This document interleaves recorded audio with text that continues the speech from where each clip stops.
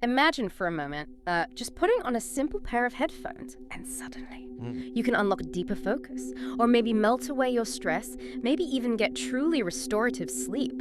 Sounds a bit like science fiction, doesn't it?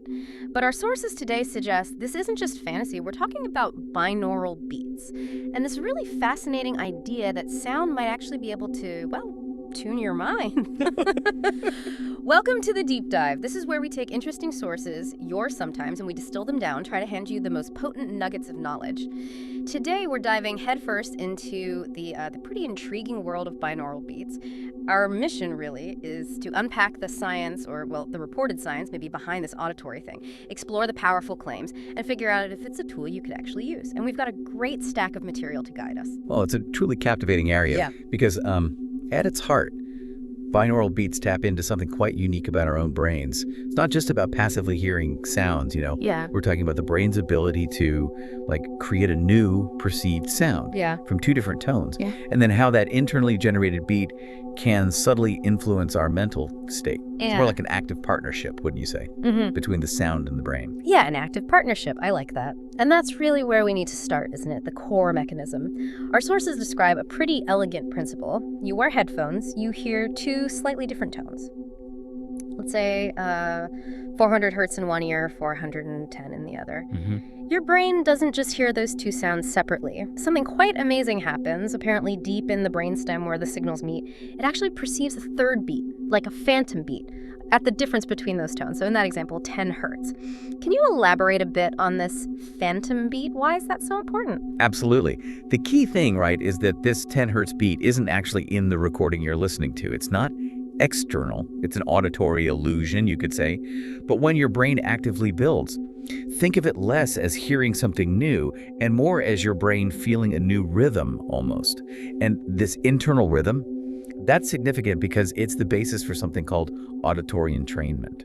Auditory entrainment. Okay, that sounds important. That's a crucial concept here, isn't it? For listeners who might not know, what exactly does that mean in terms of our brain waves? Right, so what that means is your brain's natural electrical rhythms, they're always fluctuating, right? Yeah. They tend to sort of fall into sync with the frequency of that binaural beat you're perceiving. It's like neural synchronization is another term for it. Think of maybe a room full of old pendulum clocks. If you put them close enough, they often start swinging together over time. Our brain's electrical activity, which we measure as brain waves, can kind of do the same thing. So if your brain is generating that 10 hertz beat we talked about, your brain waves might start to harmonize or entrain to that 10 hertz frequency. Yeah. It's not about forcing anything, more like providing a gentle rhythmic guide.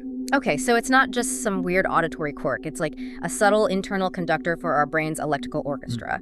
And our sources suggest this entrainment, this syncing up, is the magic behind how binaural beats can then shift our mental states. Like you said, 10 hertz is in the alpha wave range, which is usually linked to being relaxed but awake. Exactly. And this is where it gets really interesting, I think. Our brains operate using different electrical rhythms, these brainwave frequencies. And each one is pretty strongly linked to distinct mental states.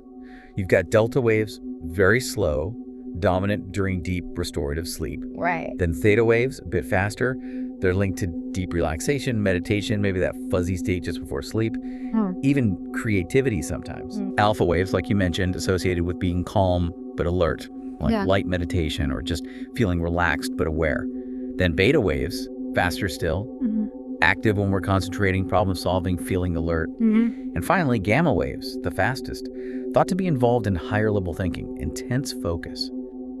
So by introducing a specific binaural beat frequency, you're essentially giving your brain this subtle rhythmic cue that encourages it to shift its dominant activity towards that frequency, kind of nudging you towards a desired state. Right. So, okay, let's say our listener, Sarah, is trying to focus on some complex report for work. She might choose a binaural beat track designed to encourage beta waves to help her concentrate. Exactly. Or maybe if she's struggling to wind down at night, she might pick one that promotes delta or theta waves. Precise. It's like a way to consciously or maybe semi-consciously guide your mind. That's a great way to put it. It's about leveraging this natural neural phenomenon. Now, look, it's not a magic bullet, right? Or a replacement for professional help if you need it. But many studies, and certainly tons of user reports, suggest this subtle guidance can actually be quite effective for many people. It gives us a tangible tool, almost, to influence our internal environment. Okay, so once we get that basic idea, that subtle internal shift in brainwaves, the next question is obvious. What are the reported impacts? What does this brainwave tuning actually do? Our sources detail, quite a spectrum of potential benefits, and this is where it gets really compelling, I think. They lay out some powerful claims, like boosting your memory and focus significantly. Yeah, and this isn't just people saying, I feel more focused. Researchers often target specific brainwave frequencies for these effects. For memory and focus, like you said, the aim is often to increase beta wave activity, sometimes even gamma, those faster frequencies. They're linked to heightened alertness, better cognitive processing. So the theory is, by encouraging your brain to produce more of those waves, you become more alert, better able to concentrate, maybe even retain information better. Like your Sarah example, if she's learning a language, maybe a focus-enhancing beat helps her absorb vocabulary more easily. That's the idea. That makes a lot of sense. Okay, so beyond the cognitive boosts, what else? Our sources also really highlight the potential for emotional regulation. They claim binaural beats can significantly reduce stress and anxiety, which, for a lot of people, that alone would be huge. Oh, absolutely. And for stress and anxiety reduction, the goal flips. Yeah. You want to promote the lower brainwave states, typically alpha and theta. Alpha waves help create that state of relaxed alertness, quieting down the mental chatter that often comes with stress. Theta waves go even deeper, promoting really profound relaxation, almost meditative states. So by gently guiding the brain into these calmer frequencies, it can help settle down an overactive mind, create a sense of calm, well-being. It's sort of like creating an internal space where that fight or flight response isn't quite so loud. Right. And, for those of us who sometimes just hit a wall creatively, this idea of unlocking creativity with sound is incredibly appealing. Our sources suggest they can help with that too. Yes, and this is often linked back to those theta brainwaves again. Okay. Theta states are often associated with daydreaming, intuition, that sort of divergent thinking, the aha moments where ideas just pop up. So by promoting these theta waves, binaural beats might help you access a more expansive, maybe less inhibited mental state, allowing for new connections, imaginative solutions. You hear artists and writers talk about getting into a flow state, where ideas just pour out. Binaural beats could potentially be a subtle nudge towards that. Interesting. Okay, so mental, emotional. What about physical? The promise of improved sleep. That's huge. So many people struggle with sleep. Can sound really make a difference there. Well, for sleep improvement, the focus shifts again, down to the slowest frequencies, delta brainwaves. Delta, right, deep sleep. Exactly. Delta waves are characteristic of that deep, restorative, dreamless sleep. So by using binaural beats at very low frequencies, the aim is to gently guide your brain into those deeper sleep cycles, help you fall asleep faster, maybe stay asleep longer, and hopefully wake up feeling more refreshed. Think of it like a high-tech lullaby for your brain, encouraging it to slow down and enter its natural repair mode. Our sources definitely highlight this as a popular application. And then there's the last one, maybe the most surprising claim I saw, easing pain. That seems like a bit of a stretch just for sound, doesn't it? Yeah, it does sound like a stretch. And it's important to be clear here. It's not about magically curing the source of the pain. It's more about altering the brain's perception and processing of that pain signal. By inducing states of deep relaxation, alpha, theta, or even deep sleep with delta, binaural beats might shift your attention away from the pain, maybe reduce the anxiety that often comes with pain, and potentially even alter the neural pathways involved in how we perceive pain. When you're deeply relaxed, your brain might just interpret those pain signals differently. Or you might simply become less hyper-focused on the discomfort itself. It's a really fascinating glimpse into the mind-body connection. Wow. Okay, so putting this all together, what does this actually mean for you, the listener? The practical side of being able to subtly tune your mind with sound, that's really compelling. Let's go back to Sarah, our listener. When might she actually use binaural beats in her day-to-day life based on all these potential benefits? Well, okay, let's think about her morning. If she knows she's got a demanding day ahead, lots of tasks needing focus, she might start her day with, say, 15 minutes of a beta frequency beat while she's having coffee and planning her schedule, sort of setting herself up for a productive day. Then maybe that classic midday slump hits.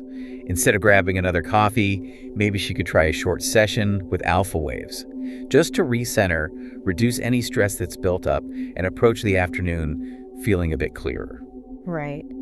And what about for those, specific challenges we all face, like maybe a big presentation looming or just needing to seriously unwind after a really intense day? Precisely. If Sarah's stuck on a creative project, maybe feeling blocked, A theta-focused beat could be her go-to for trying to break through and encourage some fresh thinking. And then definitely as she's preparing for bed, if sleep doesn't come easily, those delta waves could offer a gentle, non-drug way to encourage deep rest.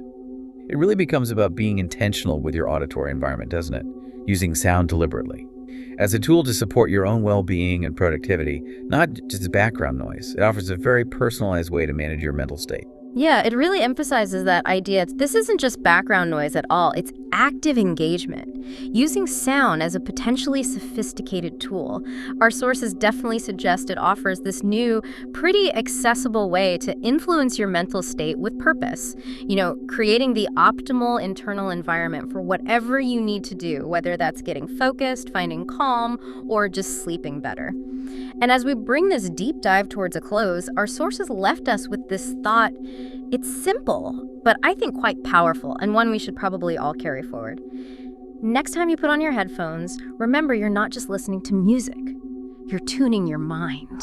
That's good. It really highlights the potential, doesn't it? Sound actively shaping your mental state. It's not just entertainment anymore. It's like a guide, a partner for your brain. A partner for your brain, yeah. So as you, our listener, reflect on this deep dive, maybe consider this. How might embracing this whole idea of tuning your mind with sound, how might that lead you to a more conscious, more intentional approach to all the sounds in your life? Beyond just music or specific binaural beats. How might understanding this open up new ways to find focus or calm or creativity in everything you choose to hear? Encouraging you maybe to be more mindful of the soundscapes you live in and how they actually influence you. It's a fascinating thought, isn't it? How much power might lie in what we choose to let into our ears?